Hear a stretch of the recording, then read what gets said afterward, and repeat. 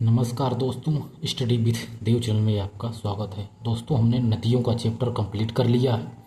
आज से हम शुरू करते हैं खनिज संसाधन यानी खनिजों का वर्गीकरण एवं वितरण। इसको आपको समय के अनुसार करंट अपडेट करना है, इसलिए हमने करंट अपडेट करना है लिख दिया है।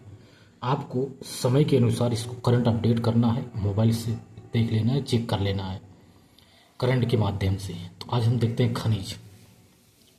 तो यदि खनिज की बात करें तो खनिज चट्टानों को खोदकर यह निकाले जाते हैं। ये तत्व एवं यौगिकों का मिश्रण है। ये तत्व होते हैं, यौगिक होते हैं तथा तत्व एवं यौगिकों का ये मिश्रण होते हैं। यानी खनिज को चट्टानों से खोदकर निकाला जाता है। खनन में देखते हैं तो गहराई में इसको खोदकर इसको निकाला जाता है। उत्खनन ऊपरी परत को खोदना उत्खनन है। माइन क्या है? जहाँ से इसको निकालते हैं इसे माइन कहते हैं। यानी खनिज तत्व होता है, इसको खोद करके, चाहे ऊपरी परत हो चाहे निचली परत, खोद करके निकालते हैं, उस स्थान को माइन कहा जाता है। तो यदि वर्गीकरण पर चर्चा करते हैं दोस्तों, खनिज का वर्गीकरण देखते हैं तो खनिज 3 प्रकार के होते हैं: धात्विक खनिज, अधात्विक खनिज, ऊर्जा खनिज। यदि धात्विक खनिज में देखा जाए तो ये इनसे धात्विक खनिज में देखा जाए तो इनसे धातुएं प्राप्त होती हैं। इनको पीट कर इनका आकार हम बदल सकते हैं। जो धात्विक खनिज हैं इसके अंतर्गत हम धातुएं जो प्राप्त करते हैं, इनको पीट कर इनका आकार हम बदल सकते हैं। ये आग्नेय या कायांतरित चट्टानों में पाई जाती हैं। धारवार क्रम में ये सर्वाधिक मात्रा में धात्विक खनिज पाए जाते हैं। जैसे उदाहरण में देखते हैं लौह धात्विक खनिज में जो आयरन युक्त होते हैं, जैसे आयरन अयस्क, मैग्नीज, निकिल, कोबाल्ट, क्रोमियम और टंगस्टन। ये सब धात्विक खनिज हैं। कुछ अलौह धात्विक हैं, ये तो इसमें सभी में लोहा पाया जाता है। आयरन अयस्क में, मैग्नीज में, निकिल में, टंगस्टन में, क्रोमियम में, कोबाल्ट, इन सब में लोहा पाया जाता है। लौह धात्विक है, ये सभी धात्विक खनिज हैं। ये अधात्विक खनिज है, अलौह धात्विक, इसमें लोहा नहीं पाया जाता, लेकिन ये भी धात्विक खनिज ही है। जिसमें आयरन नहीं पाया जाता, जैसे तांबा, सोना, चांदी, कापर, सीसा, जस्ता, स्लेटेनियम, टिन या कुछ बहुमूल्य धातुएं, इसमें लोहा नहीं पाया जाता, लेकिन ये धात्विक खनिज हैं। इनको पीट कर, इन सभी को पीट करके इनका आकार हम बदल सकते हैं। इसके बाद है अधात्विक खनिज। अधात्विक खनिज में इनसे धातुएं नहीं प्राप्त होती हैं, यानी ये भंगुर होती हैं। यदि इनको पीट कर इनका आकार बदलते हैं तो ये टूट जाती हैं, यानी पीटने से टूट जाती हैं। जैसे अवसादी चट्टानों में ये पाई जाती हैं। ये अधात्विक खनिज अवसादी चट्टानों में पाई जाती है, लेकिन धात्विक हमने बताया आग्नेय और कायांतरित में पाई जाती हैं। ये अवसादी चट्टानों में पाई जाती हैं, जैसे चूना पत्थर, बलुआ पत्थर, संगमरमर पत्थर, जिंक, पोटास, नमक, डोलोमाइट, जिप्सम आदि अधात्विक खनिजें हैं जो पाई जाती हैं, ये अवसादी चट्टानों में पाई जाती हैं। इसके बाद तीसरा है ऊर्जा खनिज। ये ईंधन होते हैं जिनसे हम ऊर्जा प्राप्त करते हैं। ये ईंधन होते हैं, इनसे हम ऊर्जा प्राप्त करते हैं। ये जीवाश्म ईंधन होते हैं, जैसे कोयला, पेट्रोलियम, प्राकृतिक गैस। ये सभी अवसादी चट्टानों में पाई जाती हैं। ये भी अवसादी चट्टानों में पाई जाती हैं। आणविक ईंधन आग्नेय चट्टानों में पाई जाती हैं, जैसे uranium, thorium, plutonium, beryllium, graphite आदि आणविक जो खनिज हैं, ये सभी ऊर्जा खनिज हैं। जो ये सब आग्नेय चट्टानों में ये पाई जाती हैं, लेकिन ये सभी जो कोयला, पेट्रोल, ये सब प्राकृतिक गैस, ये सब अवसादी चट्टानों में पाई जाती हैं। तो वर्गीकरण देखते हैं, जो वर्गीकरण हमको देख दिया। तो आज हम देखते हैं आगे खनिजों का वितरण कैसे हुआ है। तो खनिजों के वितरण में देखते हैं, इनकी 5 पेटियां मुख्य रूप से हैं भारत में। जैसे एक प्रथम पेटी है जो प्रायद्वीप में पाई जाती है। नहीं, प्रथम पेटी ये है।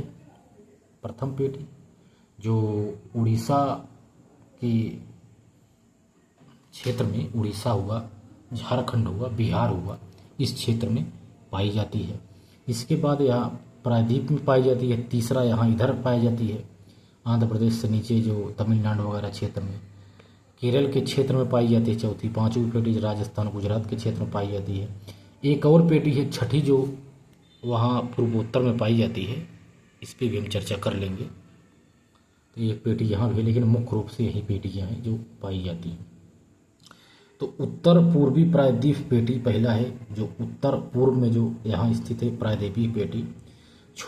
इसे छोटा नागपुर का पठार कहते हैं, छोटा नागपुर पेटी, जो झारखंड, पश्चिम बंगाल, उड़ीसा, छत्तीसगढ़ का उत्तरी भाग भारत का सबसे संपन्न यह खनिज क्षेत्र है। यहाँ सबसे ज़्यादा खनिज क्षेत्र पाया जाता है, खनिज पाए जाते हैं। यह भारत का सबसे संपन्न खनिज क्षेत्र है। झारखंड, पश्चिम बंगाल, उड़ीसा, छत्तीसगढ़ भारत का रूर प्रदेश कहा जाता है इसे। ये भारत का रूर प्रदेश है जो है ये। भारत के खनिज के दृश्य का ये हृदय स्थल है, यानी इसे भारत का रूर कहा जाता है, तथा भारत के खनिज का यह हृदय है एक तरह से। यह भारत के खनिज का हृदय है एक तरफ से। यहाँ बहुत सारे खनिज पाए जाते हैं, धात्विक, अधात्विक, लौहयुक्त, अलोहयुक्त सभी यहाँ पाई जाती हैं। इनको लौह इस्पात पेटी भी कहा जाता है। जो उत्तर पूर्वी प्रायद्वीपीय पेटी है ये, इसको लौह इस्पात पेटी के नाम से भी जाना जाता है। ये लौह इस्पात पेटी है। चित्र के माध्यम से आप इसको समझते चलिए और नोट्स बनाते चलिए आप दोस्त। इसके बाद मध्य पेटी देखते हैं, जो मध्य पेटी है यह आंध्र प्रदेश, तमिलनाडु, छत्तीसगढ़, महाराष्ट्र, मध्य प्रदेश, इन क्षेत्र में यह पाई जाती है। इसमें भी से लौह तत्व पाया जाता है। दक्षिण पेटी जो कर्नाटक और तमिलनाडु में पाई जाती है, दक्षिण पेटी है। और एक है दक्षिण पश्चिम पेटी, एक है चौथा, यह गोवा, कर्नाटक और केरल क्षेत्र में यह पाई जाती है। इन सभी स्थानों से भी निकाला जाता है। एक है उत्तर और पश्चिम की जो पेटी है, उत्तर पश्चिम की यह एक पेटी है, उत्तर पश्चिम पेटी। तो उत्तर अगर पश्चिम पेटी पर चर्चा करें तो यह राजस्थान, गुजरात के अरावली क्षेत्र में यह पेटी पाई जाती है। तो यदि अन्न में जो हिमालय, जो समुद्री क्षेत्र है, हमने बताया जो अन्न वाला है हिमालयन के जो समुद्री क्षेत्र है यहाँ पाया जाता है। तो देखते हैं ये वाली पेटी। यदि इस पेटी पर चर्चा करें तो देखो दोस्तों,